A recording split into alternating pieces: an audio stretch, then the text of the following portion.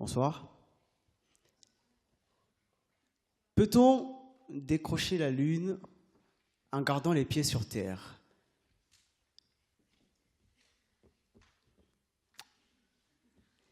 Laissez-moi vous dire, mesdames et messieurs, qu'à la lecture de cette question, seul face à moi-même, ou presque, j'ai regardé au clair de la Lune avec mon ami Pierrot, espérant qu'il me prête sa plume pour écrire un mot. Un mot qui allait m'aider à démarrer mon sujet sans être dans la Lune et en gardant les pieds sur terre. Plume en main, je m'élance donc à la conquête de l'espace vide de ma feuille, espérant qu'à la fin de mon éloquence, je décroche ma Lune. Alors, peut-on réellement espérer décrocher la Lune en gardant les pieds sur terre? À cela, j'ai demandé à la Lune, et le jury ne le sait pas. Mais comme à son habitude, elle ne s'est pas occupée de moi. Oui, en effet, elle s'est tue. Ma demande fut tout bonnement rejetée. Alors, livré à moi-même, je prends mon courage à deux pieds pour ne traiter mon sujet et rien que mon sujet. La Lune donc. Mais de quelle Lune dois-je vous parler en l'espèce? Selon le petit frère de Wikipédia, Wikitionnaire, la Lune est un satellite naturel de la Terre qui tourne autour de celle-ci en 27 jours, 7 heures et 43 minutes.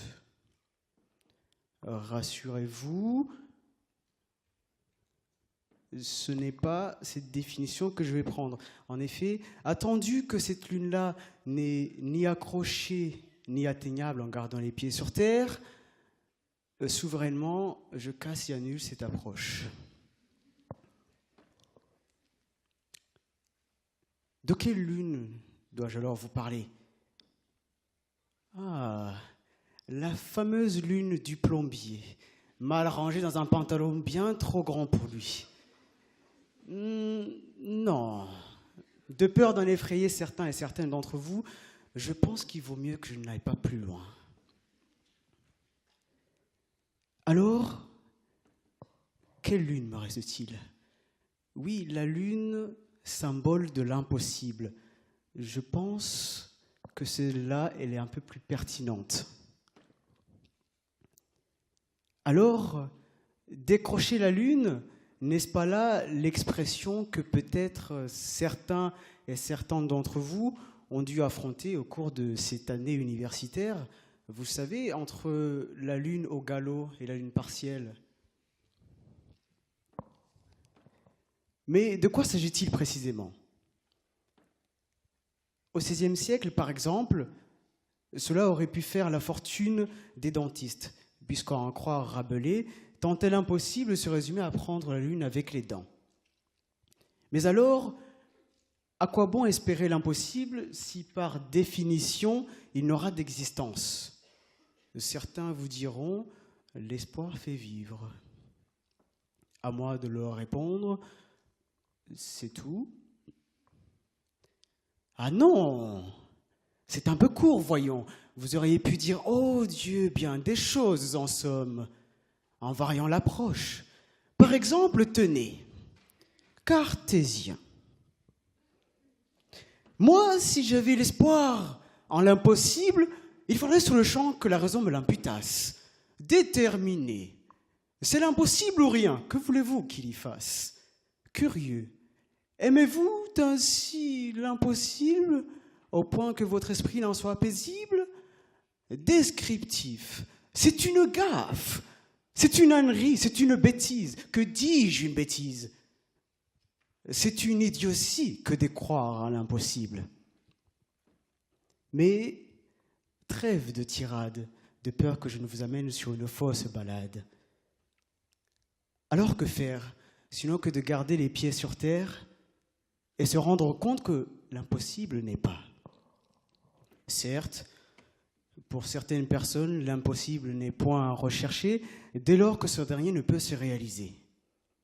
Mais laissez-moi vous dire, mesdames et messieurs, qu'il ne s'agit là que d'une croyance vaine. Car bien souvent, ce qui est impossible n'est autre que le possible, greffé d'une syllabe à laquelle on prête trop souvent l'attention. Et justement, c'est en gardant les pieds sur terre que l'on peut réellement s'apercevoir et espérer décrocher ce qui à première vue nous paraît impossible. Ne perdez pas de vue la réalité en vous laissant séduire par des rêves et des ambitions démesurées.